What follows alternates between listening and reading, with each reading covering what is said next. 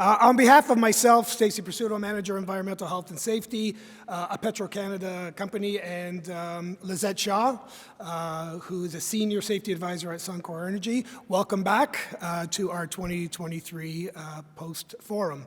Now, our presentation this morning will introduce Human and Organizational Performance, otherwise known as HOP, soon to be implemented at Petro-Canada. So, now, HOP, I must add, is not a safety program.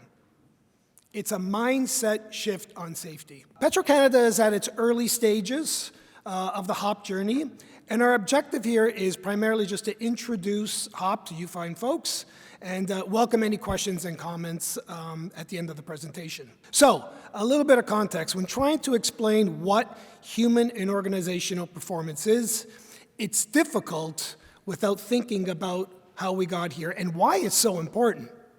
So the safety journey so far, in the last, say, 50 or more years, industry has seen a large reduction in recordable injury frequencies.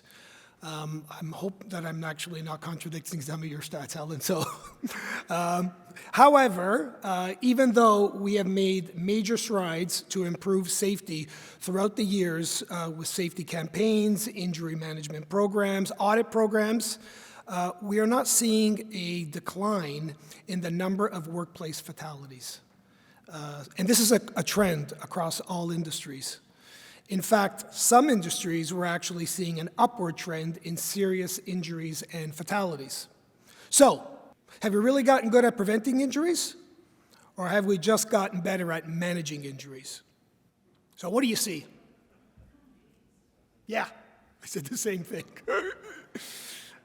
Now, how many of you are looking at that and saying, wow, that's a crazy worker doing something stupid that's going to get him killed?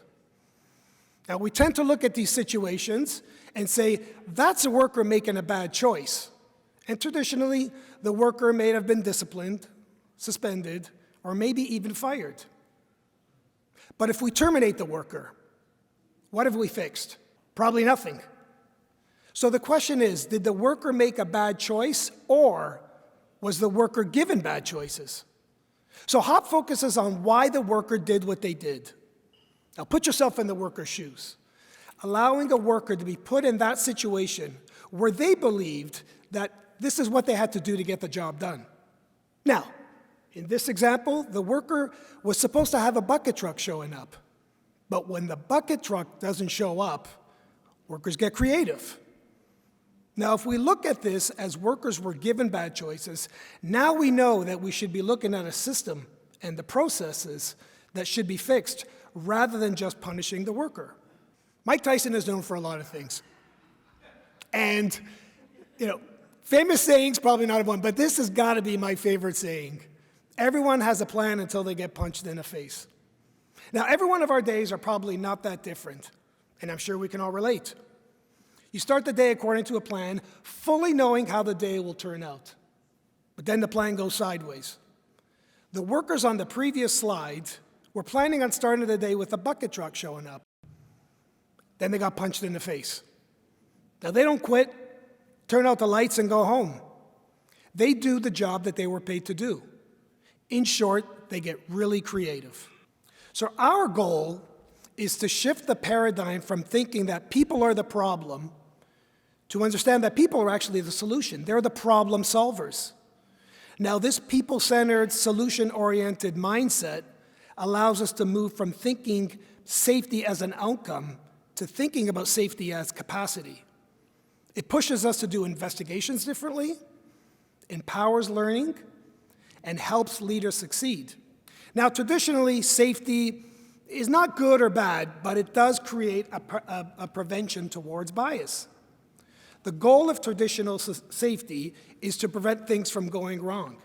Now, it's been said before, and probably by me, that all injuries are preventable. But are they? Human and organizational performance challenges the views and turns traditional safety upside down. It's not about preventing bad things from happening. It is, in fact, making sure that good things are happening, and it's about making sure that things go right. So it's basically the traditional view of safety to the new view of safety is from asking who is responsible for the outcome to asking what is responsible for the outcome. It's from seeing human error as the cause of trouble to seeing human error as a system of a deeper issue. From suggesting human error is an acceptable conclusion of an investigation to human error as only the starting point for further investigations. How many times have we seen on an investigation form or after an investigation we say human error? So we're basically saying that all we have to do is remove that human from that situation, we'll never have any more incidents. Now, how reasonable is that? From focusing on learning from error and incidents only to allowing the organization to learn from both successes and errors. And it's from we can and we must achieve 0 errors and 0 failures to we must enhance the resiliency to allow people to fail safely. Now, I want you to take a minute and read this slide.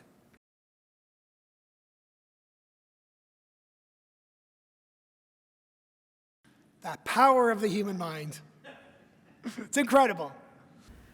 The phenomenal power of the human mind. We as humans are masters of complex adaptive behavior. We're incredibly skilled. We have the ability to predict. We can make decisions really quickly. We can balance and juggle all of the unknowns, the conflicting priorities, pressures, relationships, constraints, and we are constantly adapting to change. And while we're really perceptive and can manage variability really well, we just aren't really very reliable when you compare us to automated systems. In fact, if you want reliability, you probably need a machine. But if you need adaptability, then you really need people. So HOP for me is really about understanding that relationship that exists between humans and the systems that we work in. So the basis of HOP, the 5 principles of HOP is defined by Dr. Todd Conklin, are people make mistakes, blame fixes nothing, context drives behavior, learning and improving is vital, and leader response to failure matters. I'll just touch on each one of these topics a little bit deeper, but I want to reemphasize that HOP is not a program, it's not a campaign, and it's not the flavor of the month. It's an operating philosophy, a mindset shift, and it needs to be fostered at all levels of the organization, from senior executives all the way down to frontline leaders. It's a framework for changing how we think about work, and it focuses on creating system improvements. It is not a silver bullet that will fix all organizational dysfunction, and it is not a cure-all for workers who might just be ill-suited for the work or the task. And it's definitely not an initiative with an endpoint. It's going to be a journey.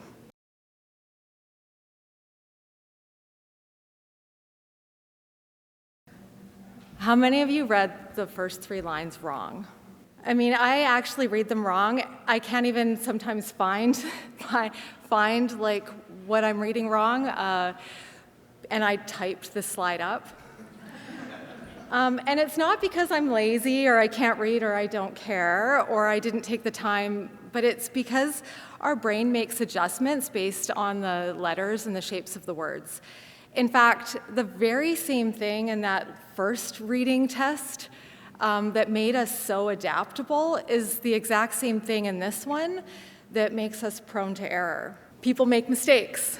Have you ever actually said that? People make mistakes. We're human. Humans make mistakes. That's the first principle of HOP.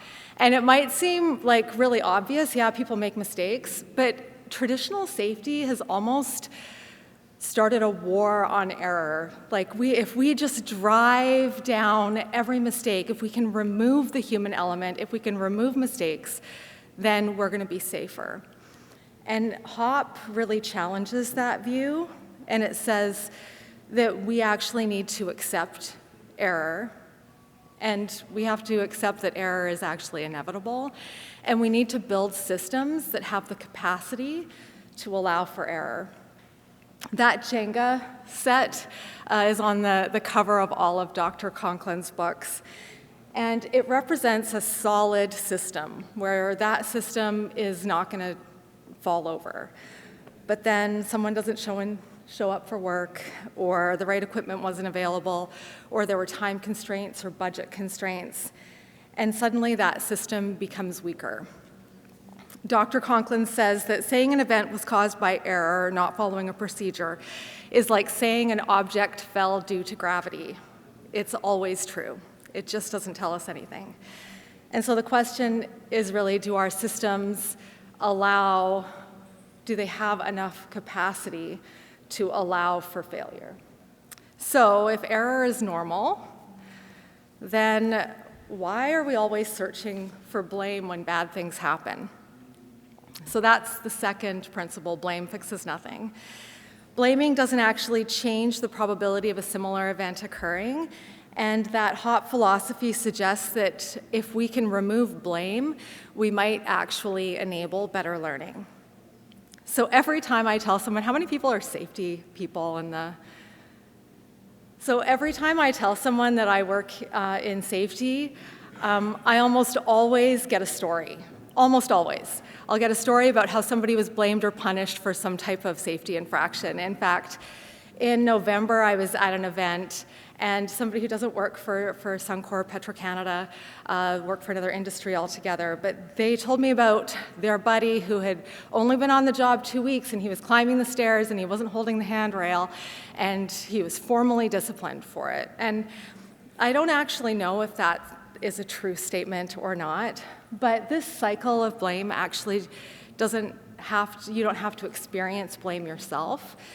If you have the fear of blame, if you are afraid of getting punished, this cycle begins. And it begins where you have the cycle of inaction, where you're no longer making any decisions. That thing that makes you so great as a human, being adaptable and making decisions and being able to adjust, goes away. You just become a worker robot, just doing exactly what you're told.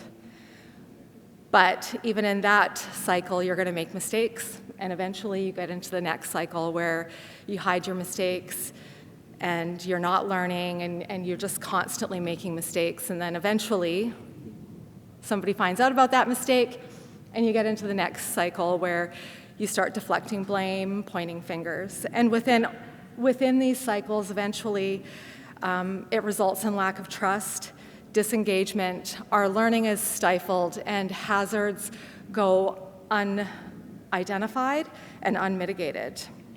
We are never safer because of what we don't know. That brings us to the next principle, which is context drives behavior. This is the story. This is the story about what happened. And Dr. Conklin uses this picture in a lot of his presentations, and I look at it and I think, if I was driving down the highway and I saw that, I would probably be saying some unkind words about the person who's driving that van. And all of my focus would be on the person driving that van, the who. And HOP challenges that, and it says that we need to stop looking at who failed, and we need to look at what failed. Maybe the truck they were supposed to use broke down, the worker didn't show up. Maybe that worker just thought that was the right thing to do. Workers, in fact, not just workers, all of us, live in the gray line of uncertainty between what is clearly safe and what is clearly not safe. And the only way to understand what that person was thinking is to ask the person closest to the work. We need the perspectives of the workers. We need the perspective of the person driving that van. What conditions did they face? What information did they have? What tools were available? And what rules maybe didn't make sense? If we can understand the context of the work, we're better able to understand the weaknesses within the system. So all four of those principles lead really to this one, which is our ultimate goal, is to learn and improve. So learning and improving is vital. In traditional safety, we tended to focus all of our learning in the far left of that graph, the post-incident learning. But incidents can only tell us what's happening when things went wrong. They tell us very little about what happens when things go well. How many times have you heard the root cause of an incident was procedure wasn't followed? Human error, rushing, fatigue, inadequate training, improper PPE. They used the wrong tool for the job. But what if I told you that those same conditions are present when things went well? In fact, Sidney Dekker did some research on successful work, and not only are all those things present in successful work, in some cases, those things actually led to the outcome being successful. So the most valuable learning really comes from understanding what conditions were present when the job was successful, because things go well far more often than they go wrong. So the new paradigm of safety is really to become a learning organization where we can learn from workers. And to do that, workers need to feel safe to tell us the messy details of how they accomplished the task, even when they accomplished it successfully. And to do that, they need a safe place to share. And so how we respond, especially how we respond to failure, matters. And that's the last principle. How we as leaders respond to failure can either build trust or it can destroy it. We can either learn and improve or we can blame and punish, but we actually can't do both. Moving from a blame to a learning organization is not going to be an easy task, and it's not going to happen overnight. Changing from focusing on what rule was broken, who's responsible, to ensuring that the needs of our workers are met, even in failure, and encouraging our workers to tell us the story of what happened, what worked, and what else needs to be done to support them. This is where true change will come, and this is really the basis of human organizational performance. So our first goal at Suncor is to build HOP literacy at all levels of the organization. We need to understand and embrace these 5 principles, and we need to start improving our conversations with workers. And we are going to make mistakes, and we're going to stumble along the way, and it won't be perfect. But human organizational performance and this safety differently mindset are the direction that we're going, and they come from world-renowned experts like Todd Conklin, Sidney Dekker, Eric Hallnagel, and it's about shifting our focus from human behavior is the cause of all incidents to focusing on how we can build capacity within our systems to understand the relationship that exists between people and the systems that they work in. Through deep collaboration and understanding the everyday challenges our workers face, we can improve our processes and build better systems that will ultimately make it easier for workers to make the right decisions and harder for a mistake to lead to a catastrophic failure.